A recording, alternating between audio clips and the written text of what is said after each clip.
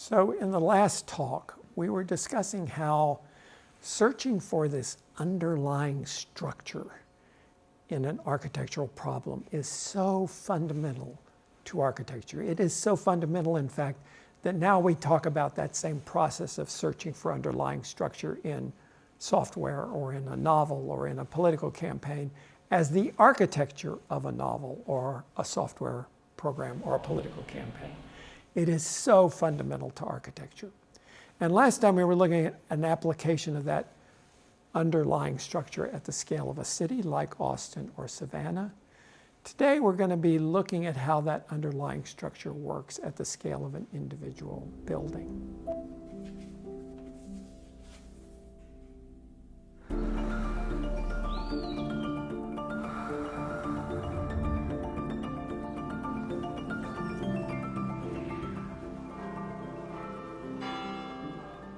So in the last talk, we looked at the grid at the scale of the city. And at the beginning here, we're going to continue looking at the grid as an underlying structure, but looking at it at the scale of a building. And again, there's every kind of grid in the world, and they can be used for completely different purposes. Like last time, it could be for geographical expression. It could be for a social expression. The grids are very flexible, and they do many different things. The grid we're going to be looking at in this instance as the underlying structure of the problem is a tartan grid, where there is a large square and then a smaller intermediate space between it. And this is the Central Bay here office building in Holland. It was done by Herman Hertzberger. And Hertzberger is a master at finding that underlying structure, using it to design the building, but also keeping in mind that then individuals continue to take cues from that underlying structure to make their own decisions about how they occupy that space. And these diagrams on the right are an example of how he can arrive at a wealth of formal expression by using a few simple means, this underlying structure that suggests something, and then the occupants can actually take off from that. So in the Central Bay here office building that was done in 1974, we see an example of what on the surface might look like a very rigid building, but in fact is a very powerful underlying structure that allows tremendous freedom on the part of its occupants to do what they want to do or do what they think is right in the building. So this is the building in a relatively small town of Apeldoorn, maybe 70, 80 miles east of Amsterdam in Holland. You can see that unit, that repeated unit of the square, and you can see the interstitial spaces between. You can also see this kind of indent where there's an exception to the grid that runs through in two directions. So it's that repeated square with the interstitial space between it that goes all the way through the building. And then in a cross right through the center, the underlying structure becomes modified slightly by this path. And that really goes from the train station on one side through the building to the center of the city on the other side, from a kind of parking and car transportation area to another kind of business center here. So there was a natural kind of cross-axis of circulation that was the driver for this little bit of exception. And then there is this intersection of those two things in the center, and that becomes the focus or the heart of this office building. Now, this is a mammoth office building. There are 1,000 people that work here. And obviously that could be a very anonymous, very boring, very awful place to work. But I'll tell you, if I ever become an insurance actuary, which I don't have any intention of doing, but I would want to work here. It's a big insurance company. There are lots and lots of people doing very rigorous work, but it doesn't feel like an anonymous environment. It feels very rich and diverse because it has this kind of underlying structure that orders the building, but at the same time gives a lot of freedom for customization and for individuation. So this is that interstitial space. This is the square itself. Within that square would be about 30 people working. And that was deemed to be a nice community of workers, so that you would have your little pod of about 30 people that you could get to know. Even though there are 1,000 people in this building, there are 30 people on my floor in my pod that I could get to know. And then between that, there are these interstitial circulation spaces that take you to other things in the rest of the building. And those circulation spaces can then be defined in many different ways. Sometimes it's done with a pretty solid wall. In this case, it's glass block that lets light in, but doesn't give any privacy violation. On this side, it's clearly completely open, except for the plants. Sometimes you can have mini blinds. Sometimes they can be open, sometimes they can be shut. So you can have nothing. You can have a modest screen. You can have more privacy, less privacy. You can have complete acoustical separation, as with the glass blocks. So there's the ability to change the perimeter in many different ways. And then those pathways lead in the center to this core, and at that intersection of the two axes, that's where you get a cafe, place to take a break, conference rooms, the more social things of the building, and the escalator are in that center where the two axes intersect each other. Now, that grid is creating a kind of social environment and a kind of interrelationship of pods of workers in a way that gives them an individual identity, but also connects them very easily with the rest of the system. But it also is providing the structural system. So what holds up the building is on that grid, and you can see that repeated, so it's giving the structural system. It's also giving a place to distribute heating and cooling, so all the ducts go in those interstitial spaces and give service to all of the pods on either side. So just as the streets in a city have all the utilities, the water and the sewer and the electric power, and so here all of those kinds of systems are in these interstitial spaces distributed to the pods. And it also is a way of bringing light down all the way through the building. So you never go very far that there's not natural light streaming down into the building from these skylights above. So that's an example of a grid where we're shaping it for social purposes, but we're also letting it be the thing that organizes structure, organizes mechanical systems, organizes light distribution, organizes circulation, and helps you then have an underlying structure that solves all these problems, but also gives a lot of freedom for people to make customization within that. Now, I'd like to shift gears and let's not look at a grid for a while now. Let's look at a completely different kind of underlying structure that could inspire a building. In this case, we're going to look at Le Corbusier. We looked at him in the chapel at Ronchamp a couple of talks ago. You're now reading Experiencing Architecture, lots of examples of Le Corbusier's work there. He was a big believer in order, and he wanted that underlying structure to order the buildings that he was doing. He felt like that was a fundamental human need. So he had a vacation house in the south of France, and he loved the south of France. He basically had his office in Paris. But in the south of France, he had this little, tiny little vacation house on the Mediterranean. And he would explore all these little villages around. And he loved the wineries that were down there. And often they would have these wine cellars. Originally, they had been in caves in that area. That would keep the temperature very stable before they had heating and air conditioning.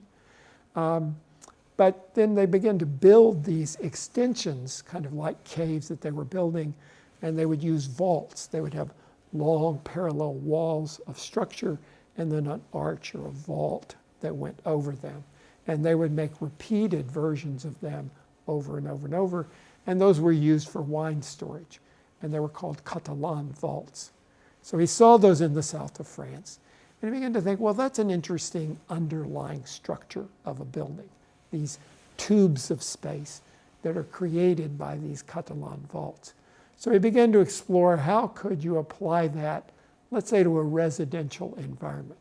So you might make like townhouses out of Catalan vaults. He then, in the 1930s, began to explore it in what he called farming cooperative villages, where he was looking at various different kinds of farm buildings that might be made out of this same underlying structure. And he was kind of informed by silos, grain silos, that had that same kind of geometry. And then he would sometimes make these tubes of space that were normal buildings, sometimes taller buildings, as you can see there with these vaults on the top. He then began to look at it where maybe it's not long masonry walls holding up those vaults, but maybe it could be columns, a series of columns. He's just playing around. He's exploring, and this was characteristic of Le Corbusier and many great architects. They're exploring what are some potential underlying structures, not for a specific problem I'm looking at right now, but what is a vocabulary that might have an application sometime later in my career. So in this case, he did these in the 1930s. It wasn't until the 1950s that he came on a problem that was appropriate for that underlying structure. And in that case, in 1952, he designed the Sarabhai residence in Ahmedabad in India in 1952. And in this case, this was done for the Sarabhai family. They were a very wealthy family. Ahmedabad is a big business center, fairly wealthy community in India. And this particular development had a fence all the way around it, actually a kind of fortified wall. So this whole portion of the city was very secure. It had a perimeter that was secure. And then within it, there were lots for people to build their houses. And it was a beautiful landscape, like a garden in there. And the idea was, now I don't have to worry about security of my house. This whole cluster of houses has a secure perimeter and there are guards around there. So these wealthy families could live in there with complete security and being able to open out to the gardens. So that's very much what the Sarabhai house did. These long tubes of space were continuous out to the garden at both ends. So you would always look down a vault of space and see the garden at the end. He selected this dimension, shape, size of this tube of space to accommodate a lot of different functions. It could be a carport. It was the right size for that. This house is for an extended family. So there's Mama Sarabhai, the grandmother, and her whole house. When I visited there, she was the queen of the whole place. There were two sons. They had their wives and their families as well. So it was designed for the larger central family area here, the carport here. Here was one of the sons' quarters over here. And in those tubes of space, you could have a bedroom, you could have a kitchen, you could have a second bedroom, a bathroom, a living room. They all fit within that, where you could penetrate between these, what sometimes were solid walls, sometimes were piers that were opened, sometimes were just series of columns, like here. So here we're looking in one of those areas where there are piers and the vaults that are coming down on either side, but always connecting you to the outside, always continuous with the gardens out there. And the slide on the right gives you a really good sense of that. I took these photographs, but they do not do this place justice. Okay, it's not like a badass fat cat house in the West, but oh my God, it's such a beautiful place where you're constantly in this garden, and the garden is inside, outside, and this is a hot climate, and they don't use air conditioning that much in people's homes, so the breeze just comes through very soft, very gentle, refreshing breeze.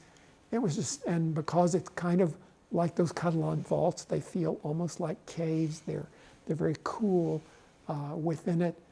This beautiful response to the climate and the site that really is possible through this underlying structure of these vaults that are the tubes of space running in here. And there you can see sometimes there are different kinds of closure shades that they can put there to control the sun. But basically all kinds of functions within those tubes of space. Sometimes it's a little office over here, sometimes it's a living room over there, sometimes it's a bedroom as here, but this constant connection through these tubes of space. So again, you can't imagine the design of that house without this very powerful underlying structure that's organizing the whole house. Every decision is not just made circumstantially, it's made as a part of a larger system of decisions with this underlying structure. The next building we're looking at is by Lou Kahn. We're going to be looking at a lot of buildings by Lou Kahn this semester. He's probably the premier American architect of his generation. This one was done in 1972, right here in Texas in Fort Worth. Lou Kahn was a very big Le Corbusier fan. So Lou Kahn kind of reached his peak late in his career. He didn't do a major building until he was 55 years old. So there was a long time when he was an architect, but he wasn't doing much. And he was teaching at Penn, but he wasn't doing much practice. And someone asked him, after he got very successful later on, what did you do all those years? And Kahn said, I lived in a city called Le Corbusier. He was such a fan of Le Corbusier that he studied his work so carefully. And it just happened that in 1968 to 72, when he was designing this building, he was also designing the Indian Institute of Management in Ahmedabad. And the client for that building in Ahmedabad was Vikram Sarabhai, one of the sons of Mama Sarabhai. So he had been to that house. He admired Le Corbusier so much. He then had seen that house, the Villa Sarabhai in Ahmedabad, and he was very much inspired by that in looking at the Kimball Museum. But again, it's only the underlying structure that he's kind of interested in. And he even modifies the underlying structure to make a tube of space and then an interstitial zone, and a tube of space and an interstitial zone. And here, that tends to be an occupied kind of room-like space, and then a zone for services, like mechanical systems and other things like that. So in some ways, it's like the Hermann Hertzberger building, which Kahn was friends with Hermann Hertzberger too, but also like the Villa Sarabhai in these long tubes of space. But he's finding the appropriate underlying structure for the Kimball Museum. So it is these 18 vaults with interstitial space between them that make up the Kimball Museum. On the front of the museum, you see the kind of pure form of that vault sitting on columns, not on a continuous wall, but on columns. And he's very articulate about construction of that, made out of reinforced concrete here. There are those 18 vaults, and then this little sliver of space here is an opportunity to bring light in between those vaults. There's that central zone with the porches on either side and the entry into the middle of the museum there. Those porches being an expression of that underlying structure in a kind of pure form. We're seeing this is what the whole thing is made out of in the most fundamental sense. It's 4 columns and a vault that goes over it. And that underlying structure inspires the whole building. Now, when you get inside, my God, it's used so beautifully and so cleverly. The director of this museum at the time, Richard Brown, had come from a previous museum that was in an old home. And it had rooms that had the paintings in them. Big, grand rooms, but still rooms. And he felt like, especially for this collection, which was mostly traditional paintings and, paintings that size, it was better to have them in a room, not in a big vacuous space. So he wanted that room-like feeling. At the same time, he had to have great flexibility. Modern museums change their exhibits all the time. They couldn't have discrete-sized rooms. It makes more sense to have a flexible, open space that you can change. So he got both. The system gave him that room-like feeling of the space, but it also gave the possibility of opening up and getting into the next room-like space and the sort of continuous vaults that allowed him flexibility and also that scale and intimacy of viewing a painting in a room-like space. These interstitial spaces were then the places where he put all the mechanical ducts and all the lighting and wiring and those kinds of things that allowed him to open up to the concrete vaults within there without any kind of hung ceiling for mechanical systems or any kind of services like that. They're all clearly organized in the interstitial space. And that space, Kahn referred to this as these would be the servant spaces, and that would be the served space. And the servant spaces would have all the structure and mechanical and the stairwells and things like that. And then the served spaces would be free to be open, spacious, more beautiful rooms. So there we see the plan of it where in addition to those long tubes of space going this way, there are some penetrations for courtyards that let light in as well. And light is very much an important part of this building. That device that is using for structure, that is actually spanning across there, and is using for making distribution of mechanical systems in the interstitial space, is also being used to create this beautiful soft light in the whole museum.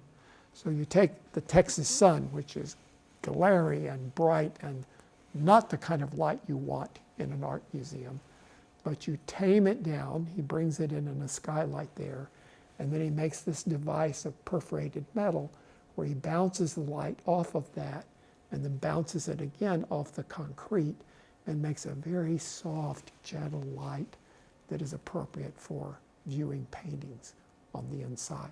So that tube of space is solving structural problems. It's telling you exactly where to put your mechanical systems. It's telling you how you distribute light in the building.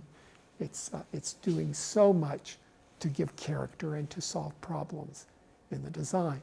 And then in addition to those light fixtures, there are these courtyards that penetrate and bring in another kind of soft light into the building. Sometimes you have kind of oddball program elements like this auditorium, which is now put in one of the vaulted space and one of the interstitial spaces. And it makes a long, thin auditorium, a little eccentric, but interesting. And it is, here you see the underlying structure beginning to shape that auditorium very clearly. It's got a life of its own there, but it works perfectly well. And here's a space where you needed not such a tall space. This is where there's 2 stories under that vault, and there's a lovely little library that's very intimate where you get up under the vault at a certain point. So he's using that underlying structure to create some kind of kinky, interesting, wonderful spaces around. Just adjacent to the Kimball Museum is another building, and this lineage of Le Corbusier to Kahn gets continued to Tadao Ando, who is the architect for the Fort Worth Modern Museum. In this case, Tadao Ando was very much a fan of Lou Kahn, considered Lou Kahn a mentor to him. He then gets the opportunity, there's the Kimball Museum, he gets the opportunity to build a museum right across the street, the Fort Worth Modern Museum. And he pays a kind of homage to Kahn. Kahn's vaults go this way. The tubes of space for Ando's building go perpendicular. But that same notion of finding a powerful underlying structure that does so many things and begins to really give character to the building is the same thing Kahn did, and is very much what Ando is doing in the modern. So again, we get wide, narrow, wide, narrow, wide, narrow, kind of tubes of space here. They're all galleries in that instance, and that would be the main space and the interstitial space, the main space and the interstitial space. There you can see how that system allows you to get light, one kind of light in the narrow gallery up here, a different kind of light bouncing in the sides in the wider gallery here. So it gives you two different light qualities. It gives a place for all the mechanical systems to go here and here and here. It's a place for the structural systems and those big branching elements that then make those Y-shaped pieces there. That's built into the tubes of space, as well as the spatial and circulation character of the building. So again, here's a very powerful architectural form. Impossible to understand the making of this without understanding that process of determining what's the appropriate underlying structure that will organize this building. And then how do I use that underlying structure as a springboard for making all of the design decisions in the building. And it really is that that's inspiring the architectural character inside, outside, the character of the galleries, the character of the public spaces, and certainly then all the technological performance of the building as well. So just to emphasize once again, architecture is so fundamentally about finding the underlying structure of the problem and then finding an appropriate formal underlying structure to respond to that, but then to have a life of its own to inspire decisions that come not only in the architect's design of the building, but also in the occupant's use of the building for the whole life of the building. Okay, so see you next time.